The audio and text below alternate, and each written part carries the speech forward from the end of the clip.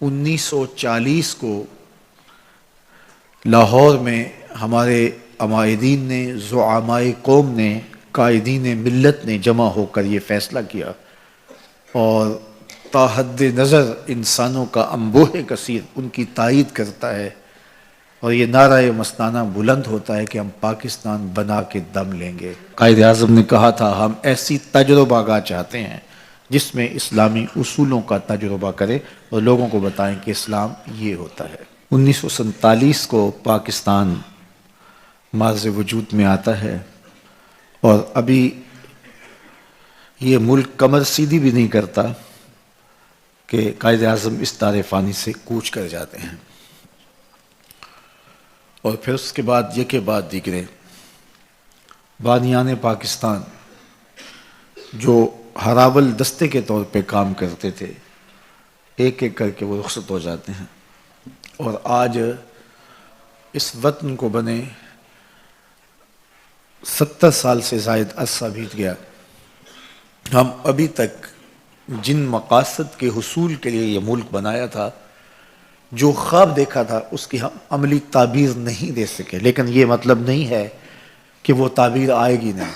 یہ بات ذہن میں رکھیے گا، تعبیر تک پہنچنے کے لیے وقت لگتا ہے۔ کبھی ایسا ہوتا ہے کہ آپ رات کو خواب دیکھتے ہیں اور دن کو اس کی تعبیر مل جاتی ہے، اور کبھی تعبیر تک پہنچنے کے لیے کنعان کے اندھے کنویں میں جانا پڑتا ہے، پھر مصر کے بازار میں بکنا پڑتا ہے، محلاتی سازشوں کا شکار ہونا پڑتا ہے، جیل کاٹنی پڑتی ہے۔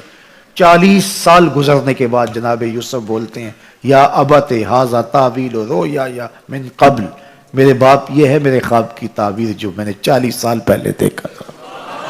تو لازمی نہیں ہے کہ کسی خواب کی تعبیر آپ کو فوراً مل جائے۔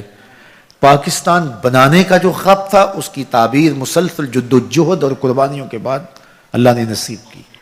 اب پاکستان جن مقاصد کے لیے بنایا گیا تھا، انشاءاللہ وہ خواب بھی شرمندہ تعبیر ہوگا، دی گئی قربانیاں رائے گا نہیں جائیں گی، شہیدوں کا بہا ہوا خون ضائع نہیں ہوگا۔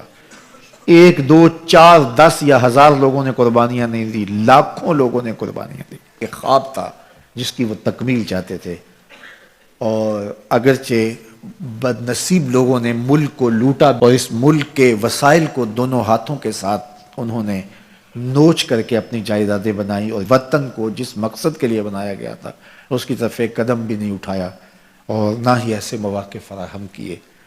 لیکن یہ قدرت کا امتحان ہے اور اس امتحان سے ہم گزر رہے ہیں۔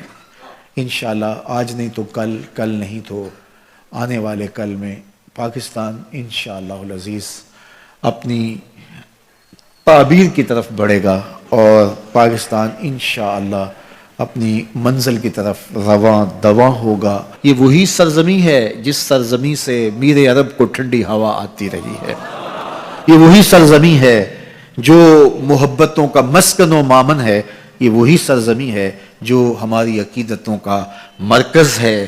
اس وطن کے لیے جو ہے وہ کتنے لوگوں کی دعائیں اور بوڑھے اٹھنے والے ہاتھ آج بھی سحری کے وقت اٹھتے ہیں۔ میں عمرے کی سعادت کے لیے گیا تھا تو پاکستان کے حالات جب خراب ہوئے تو جو بھی ملتا تھا وہ یہ نہیں کہتا تھا کہ میرے لیے دعا کرو، ہر ایک کہتا تھا جناب پاکستان کے لیے دعا کرو۔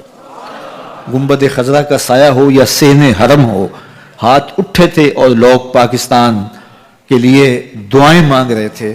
پاکستان سے بھی میسج گئے تو میں نے ان کو جواب دیا، میں نے کہا پریشان ہونے کی ضرورت نہیں، حضور کی نگاہ عنایت اس وطن کو نصیب ہے انشاءاللہ، اور پاکستان مٹنے کے لیے بنا ہی نہیں، قیامت تک قائم رہنے کے لیے معرض وجود میں آیا تھا۔ اس مرتبہ مصطفی اجتماع کی جو پہلی نشست ہے، اس پہلی نشست کا عنوان جیوے پاکستان کانفرنس کے نام سے منسوب کیا گیا ہے۔ انشاءاللہ 2 نشستیں ہوں گی مصطفی اجتماع کی، پہلی نشست جیوے پاکستان کانفرنس اور دوسری نشست اصلاح امت کانفرنس ہوگی۔